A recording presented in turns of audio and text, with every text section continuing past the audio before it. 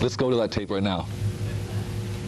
Language. It means to find serious fault or error in the actions taken on the part of a person, and to express that action through a censure is a tradition within our democracy. It is not necessarily that it be outlined in any bylaw of the city.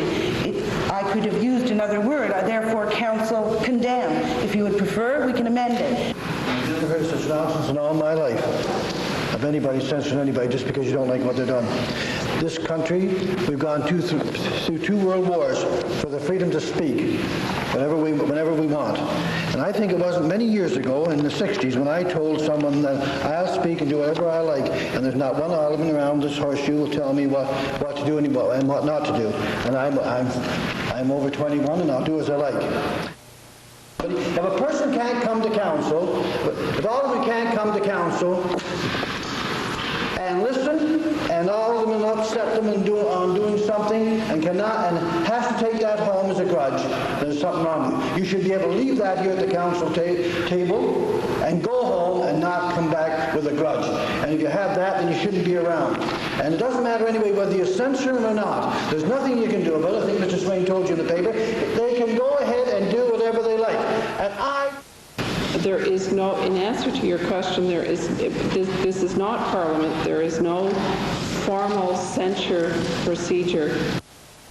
Whether it's the word censure or condemn or whatever, and there's nothing personal, as some have alluded. I don't care which alderman for which word did this or not. There is a certain responsibility and certain tradition that council must have for discussions of in-camera items. The actions of those 2 aldermen have put a very, very heavy cloud over any possible future discussions that may be held in camera. I think the whole purpose of an in-camera meeting is to not to have the public know the deliberations. Otherwise, what's the point of having an in-camera meeting? And we only have it for a few issues, selling land, hiring someone, and just a few issues, so that the final result is always made public.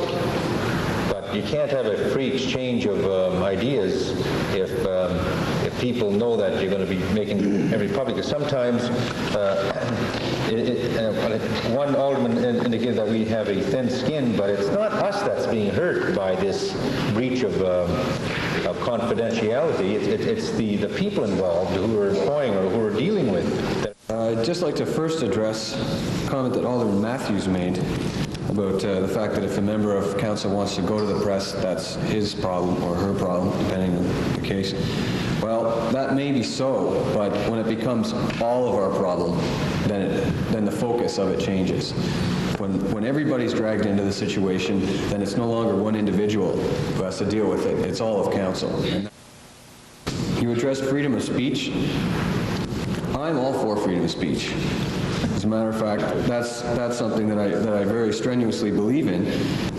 But I don't believe in it when you're going to destroy the reputation, the dignity, and potential careers of people.